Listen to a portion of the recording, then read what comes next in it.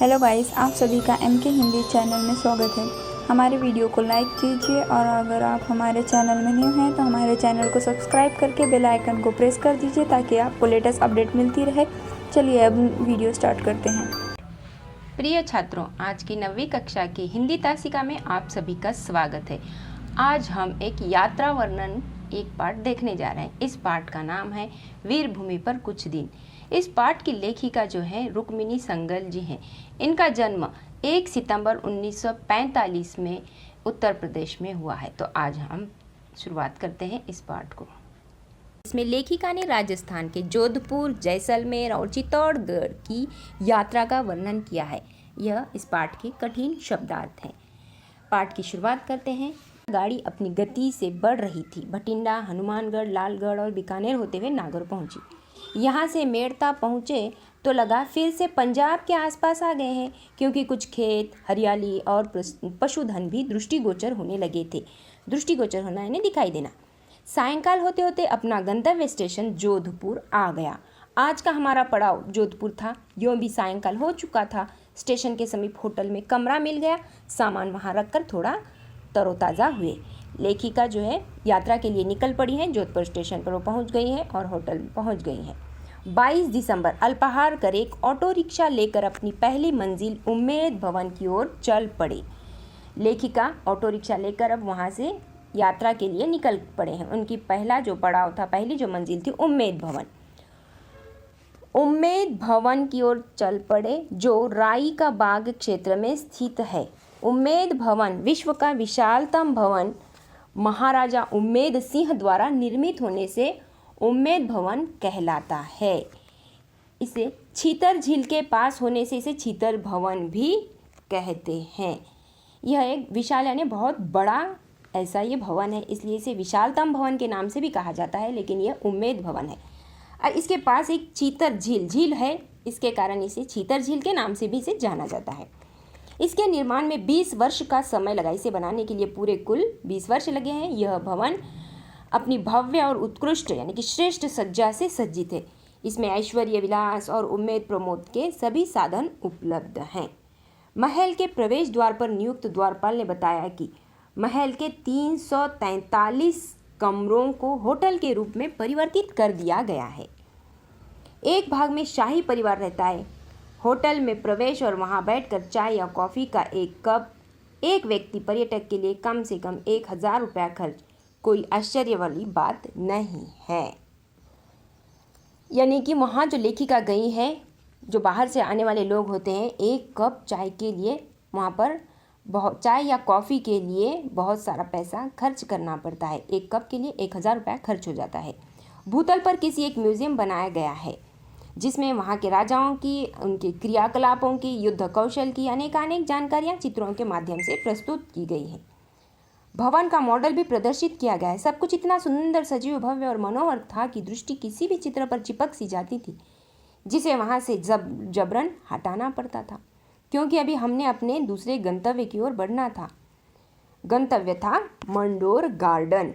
अब लेखिका जो है एक जगह से दूसरी जगह, गंतव्य यानी जाने की जगह, अब पहले वो जो है उम्मेद भवन गई है, अब यहाँ से उनका मंडोर गार्डन का सफ़र तय शुरू हो गया है। यह उद्यान मारवाड़ की पुरानी राजधानी मांडव्यपुर के समीप जोधपुर नरेशों के द्वारा बनाया गया है। मांडव्यपुर का ही अपभ्रंश रूप मंडोर है। यहाँ बनाया गया भगवान कृष्ण का मंदिर कला की उत्कृष्टता का प्रमाण है।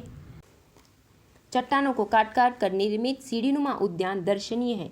रानी उद्यान के आगे 3 तलों वाली एक इमारत है, उसकी प्रहरी जान पड़ती है। मार्ग के दोनों ओर जलाशय बने हैं। उद्यान में प्रवेश करते ही यहाँ के लोकगीत गायक अपने अपने वाद्यों पर किसी न किसी हिंदी या राजस्थानी गीत की धुन छेड़कर पर्यटकों को प्रसन्न कर उनसे कुछ दक्षिणा की इच्छा करते हैं, आकांक्षा करते जान पड़ते हैं। रानी उद्यान की बाईं ओर पहाड़ी की एक चट्टान पर वहाँ के वीरों ने देवताओं की विशाल मूर्तियाँ बनवाई है। चट्टान को काट कर मूर्तियों को दर्शाया गया है। वह दृश्य अनुपम है। मंडोर गार्डन के दृश्यों से अभिभूत लेखिका मेहरानगढ़ किले की ओर बढ़ने लगी, जो शहर के मध्य में 400 फीट ऊंची पहाड़ी पर 20 फीट से 120 फीट ऊंची दीवार के परकोटे से घिरा है। इसका निर्माण कार्य 1459 में जोधाजी राव द्वारा कराया गया था। उसके परकोटों में जगह जगह बुर्जियाँ बनाई गई है। बुर्जियाँ यानी कि मीनार या चार दीवारी गढ़ की रक्षा के लिए जो बनाया जाता है उसे बुर्जियाँ कहा जाता है। इस किले में भव्य प्रवेश द्वार जयपोल, लोहपोल और फतेहपोल बने हैं। जयपोल एक आते आते ही शहर नीचे रह जाता है और हम काफ़ी ऊपर आ जाते हैं, यानी कि लेखी का सफ़र तय हो रहा है। वो काफ़ी उस किले पर ऊपर तक आ चुकी हैं। दोपहर की रेगिस्तानी धूप और शाम की चमकती चांदनी में शहर का भव्य व मनोरम दृश्य यहाँ से बड़ा ही मनभावन दिखाई देता है। ये प्रवेश द्वार जोधाजी राव के विभिन्न वंशजों द्वारा विजय के प्रतीक रूप में बनवाए गए हैं। द्वारों की दीवारों पर जौहर करने वाली वीरांगनाओं के हस्त चिन्ह भी बने हैं। दुर्ग के अंदर कई भव्य और विशाल भवन हैं, जैसे मोती महल, फूल महल, शीश महल, दौलत खाना, फतेह महल और रानी सागर आदि। कहीं बैठक खाना तो कहीं दीवाने आम दीवाने खास हैं, तो कहीं कला की प्रदर्शनी हेतु पेंटिंग एवं दरियां भी प्रदर्शित की गई है। इस मेहरानगढ़ में बहुत सारे महल हैं, जैसे कि मोती महल है, उसके साथ साथ शीश महल है। शीश महल जो है पूरी तरह से वहाँ पर उसमें कांच की कलाकृति है, यानी कि उसे कांच का बना हुआ है, इसलिए शीश महल भी कहा गया है। शीश महल के साथ साथ फतेह महल भी है, और फतेह महल के बाद जो है दिखाई देने वाली उसकी बड़ी इमारत दिखाई देती है। उसके साथ साथ फिर उसकी बड़ी बड़ी मीनारों के साथ जो बना हुआ महल है वो दिखाई दे रहा है, और वहाँ पर रानी सागर ये भी उसमें दिखाई देता है। तो कहीं कहीं जो है बैठक खाना, दीवाने आम, दीवाने खास, ये सब जो है उसमें वहाँ पर दिखाई देते हैं। इसके बाद लेखिका दूसरी पहाड़ी पर स्थित जसवंत थंडा नाम से विख्यात स्मारक देखने चल पड़े। प्रवेश द्वार के एक ओर महादेव का मंदिर है तो दूसरी ओर देव सरोवर। वहाँ अनेक पक्षी, भांति भांति की चिड़ियाँ चहचहाकर अपनी प्रसन्नता की सकारात्मक ऊर्जा पर्यटकों को प्रदान कर रही थी। यह स्मारक 1903 में महाराजा जसवंत सिंह की स्मृति में बनाया गया है। जोधपुर के इन सभी स्थलों की चित्रकला, स्थापत्य कला और मूर्तिकला को देखकर भारतीय कलाकारों का सम्मान तथा उन्हें नमन करने का मन करता है। अब सूर्य भी अपनी किरणों को समेट अस्ताचलगामी हो गया था, यानी कि पश्चिम दिशा में चला गया था, अस्त हो गया था। फलतः हमें भी अपने विश्राम स्थल की ओर बढ़ना था, यानी कि लेखिका भी जो है विश्राम स्थल की ओर चल पड़ी। जोधपुर से जैसलमेर रात्रि की गाड़ी थी। जोधपुर जैसलमेर एक्सप्रेस से तत्काल का आरक्षण कराया और चल पड़े। अगली सुबह को लेखिका जैसलमेर स्टेशन पर उतरे। समय व्यर्थ न गंवाते हुए शीघ्र ही होटल की वैन में बैठ गए और थोड़ी ही देर में होटल के स्वागत कक्ष में भी आसीन थे, यानी कि विराजमान हो गए थे। एक कक्ष में उनका सामान पहुंचाकर दिन भर का कार्यक्रम होटल के मालिक ने ऐसे निर्धारित कर दिया जैसे किसी पूर्व परिचित अतिथि का थोड़ी देर के बाद ही नगर भ्रमण की व्यवस्था हो गई। पहले यहाँ का सबसे बड़ा आश्चर्य देखने गए पटवा की हवेलियाँ। 18वीं सदी में शहर के प्रसिद्ध व्यापारी सेठ पटवा ने अपने 5 पुत्रों के लिए इन हवेलियों का निर्माण कराया था। एक के निर्माण में 12 वर्ष का समय लगा। शहर के मध्य में खड़ी ये 5 हवेलियाँ कलात्मक वास्तुशिल्प का अद्भुत नमूना है। इनकी छतें बहुत ही खूबसूरत पत्थर के खंभों पर खड़ी है। हवेलियों में पत्थर से बनी जालियों का काम, कई पारदर्शक झरोके यानी छोटी छोटी खिड़कियाँ, सोने की कलम से की गई चित्रकारी, सीपी और कांच का कार्य पर्यटकों को आश्चर्यचकित कर देता है। धन्य है वह शिल्पकार जिनके हाथ और मस्तिष्क ने यह करिश्मा किया, चमत्कार कर दिखाया। लेखिका आज ही सम का कार्यक्रम भी था वह देखने के लिए निकल चुकी हैं। सम एक ग्राम है जो होटल से 10-12 किलोमीटर दूर रेत की चादर पर बसा है। इस सम ग्राम से 1.5-2 किलोमीटर पहले ही जीप ने उन्हें उतार दिया, जहाँ कई सारे रेगिस्तानी जहाज यानी कि ऊँट अपनी सवारियों की प्रतीक्षा कर रहे थे। लेखिका भी एक जहाज में सवार हो गई। डर भी लग रहा था, प्रसन्नता भी हो रही थी, उत्सुकता भी हो रही थी। लेखिका की मंजिल थी सूर्यास्त केंद्र बिंदु। ऊंट की सवारी का यह पहला अनुभव था। ऊंटों की कतारें ही कतारें, सभी पर नर नारी बाल वृद्ध सवार थे। शायद सभी की हृदय गति वैसे ही धड़क रही थी जैसी लेखिका की, फिर भी रोमांचकारी और मनोरंजक। कुछ ऊंट अपनी सवारियों को गंतव्य तक पहुंचाकर वापस आ रहे थे। यहाँ रेत के मखमली गद्दे, जिन पर सभी के पग 5-5-7 अंगुल नीचे धंसते जाते हैं। पग यानी पैर। पंक्तिबद्ध ऊंटों की कतारें, उन पर रंग बिरंगी पोशाकों में आसीन पर्यटक शायद अपने गिरने के भय से खोए दम साधे बैठे थे। देखते ही देखते हम सब अपने गंतव्य पर पहुंच गए। क्या अद्भुत दृश्य था। बच्चों के खिलौने, दूरबीन, चिप्स, कुरकुरे, खाकड़ा, चाट, पकौड़े जैसी अनेक वस्तुएं लिए विक्रेता चलती फिरती दुकानों की तरह घूम रहे थे। कुछ राजस्थानी कन्याएं और स्त्रियां लोकगीत सुनाकर पर्यटकों को प्रसन्न करने में निमग्न थी। अब लेखिका जहाँ पर पहुँची है, उनका केंद्र बिंदु क्या था? सूर्यास्त था। ये उनकी पहला अनुभव था। वहाँ पर वो देखने के लिए सम गांव में सूर्यास्त का दर्शन करने के लिए वो लोग आगे बढ़ गए हैं। और वहाँ पर ऊँटों की सवारियाँ उन्होंने देखी है, बहुत सारी दुकानें उन्होंने देखी हैं।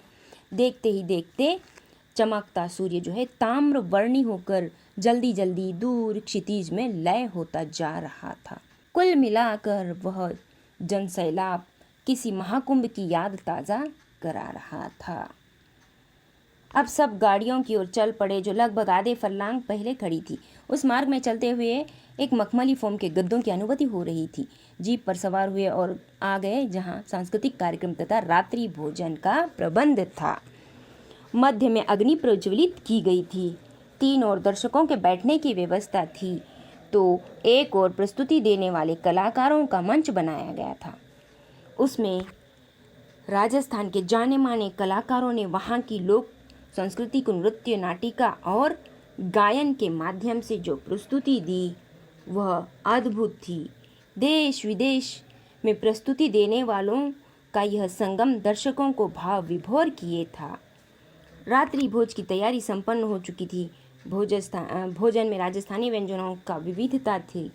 सेल्फ सर्विस जैसा रुचे जितना रुचे लीजिए, खाइए, आनंद उठाइए की तर्ज पर सब भोजन कर रहे थे। ये जो सांस्कृतिक कार्यक्रम थे वहाँ पर लेखिका जो है देख रही थी। नृत्य, नाटिका, गायन, ये सब प्रस्तुति एक अद्भुत थी। इन सब स्मृतियों के साथ लेखिका होटल वापस आई। वहाँ से भी सामान उठा फिर से पुनः रात्रि यात्रा और पहुँच गए जोधपुर। जैसलमेर से चित्तौड़गढ़ जाने की यात्रा कर लेखिका 24 दिसंबर सायंकाल एक चित्तौड़गढ़ पहुँच गए। चित्तौड़गढ़ का नाम आए या चेतक का, तुरंत एक वीर, साहसी और स्वाभिमानी देशभक्त का चित्र मानस पटल पर सजीव हो जाता है। यानी कि मनोरूपी तख्ती में एक ऐसा वीर साहसी पुरुष दिखाई देता है जो महाराणा प्रताप, जिन्होंने चित्तौड़ की रक्षा में अपना सर्वस्व न्यौछावर कर दिया लेकिन आत्मसमर्पण नहीं किया। चेतक राणा प्रताप का घोड़े का नाम चेतक था। भले ही महलों को त्याग कर जंगल में शरण लेनी पड़ी, बच्चों और परिवार को भूखा रखना पड़ा, विशाल धरती शैया और खुली नील गगन चादर रहा, पर हार नहीं मानी। ऐसे ही एक और देशभक्त और स्वामी भक्त की याद ताज़ा हो जाती है, भामा शाह, जिसने अपनी सारी पूंजी अपने स्वामी सम्राट राणा प्रताप के चरणों में अति विनम्र भाव से रख दी। इसी शहर से मीरा जैसी कृष्ण भक्त की यादें भी जुड़ी हैं। यूँ ये छोटा सा शहर है लेकिन इसके कण कण में वीरता, त्याग, भक्ति भाव भरा दिखाई देता है। यहाँ के बाशिंदों की सहजता, सरलता और भाईचारा देखकर सहज ही यहाँ के महापुरुषों के गुणों की अभिव्यक्ति हो जाती है जो इन्हें विरासत में मिले प्रतीत होते हैं। दर्शनीय स्थलों में एक और विशाल दुर्ग है जिसके विषय में कहा जाता है कि गढ़ों में गढ़ चित्तौड़गढ़, बाकी सब गढ़ैया। इस गढ़ के अंदर मीरा मंदिर, विजय स्तंभ, गौमुखी कुंड, कालिका मंदिर, पद्मिनी महल, जौहर कुंड, कुंभा महल, जैन मंदिर और पद्मिनी पैलेस जिसे पद्मिनी महल कहा जाता है, जौहर कुंड, कुंभा महल, जैन मंदिर और श्री महाराणा म्यूज़ियम जैसे अनेक दर्शनीय स्थल है। रानी पद्मावती का जो महल है वो भी वहाँ में दिखाई देता है, यानी कि पद्मावती ने जहाँ जौहर किया है वो भी हमें वहाँ पर दिखाई देता है। जैन मंदिर में सभी 24 तीर्थंकरों की प्रतिमाएं स्थापित की गई हैं। सभी प्रतिमाएं सफ़ेद संगमरमर के आकर्षक पत्थर से निर्मित हैं। पश्चिम की ओर बना राम गोपाल ही किले का मुख्य प्रवेश द्वार है। जैन मंदिर के बड़े से गेट में विजय स्तंभ है, जो महाराणा कुंभा द्वारा मलवा के सुल्तान और गुजरात के सुल्तान के संयुक्त आक्रमण की साहसिक विजय के रूप में बनाया गया। जहां जौहर कुंड में रानी पद्मिनी जैसी वीरांगनाओं के जौहर की कहानी दिखाई देती है। वहां के पार्क में महाराणा प्रताप की एक आकर्षक प्रतिमा चेतक पर स्थापित है। राजस्थान के इन तीनों शहरों की यात्रा ने एक गीत की कुछ पंक्तियां याद दिला दी। यह देश है वीरों जवानों का, अलबेलों का मस्तानों का, इस देश का यारों क्या कहना, यह देश है धरती का गहना, यह देश है धरती का गहना। संक्षेप में यदि लेखिका ने कहना चाहती है कि यह वीर भूमि है, जहाँ त्याग है, बलिदान भी है, शत्रु को परास्त करने का जज्बा भी है, तो कला की परख भी, देशभक्ति भी है, ईश भक्ति भी। जहाँ जौहर है तो अपने स्वत्व और सतीत्व की रक्षा का आदर्श भी, तो रंग मात्र भी अत्युक्ति न होगी। भारतीय संस्कृति की धनी इस भूमि को हमारा शत शत नमन। इस तरह से इस पाठ में लेखिका ने राजस्थान के जोधपुर, जैसलमेर, चित्तौड़ की यात्रा का वर्णन किया है। वहाँ के विविध दर्शनीय स्थलों का सजीव वर्णन इस पाठ में किया है। कला संस्कृति के प्रत्यक्ष दर्शन होते हैं। पाठ में वहाँ के किले, उद्यान, मंदिर आदि की जानकारी मिलती है। वहाँ की स्थापत्य कला, चित्रकला, मूर्तिकला की जानकारी मिलती है। वहाँ के कलाकारों की, लोकगीतों की और लोक नृत्यों की झलक मिलती है। और उससे भी आगे देश के प्रति गर्व महसूस होता है, क्योंकि यहाँ के दर्शनीय स्थलों में त्याग और बलिदान की कहानियाँ समेटी हुई हैं, जो देशभक्ति जगाती है, आत्मसम्मान की भावना पैदा करती हैं और भारतीय संस्कृति की गरिमा बढ़ाती हैं। इस तरह से यह यात्रा वर्णन वीरभूमि पर कुछ दिन समाप्त हुआ।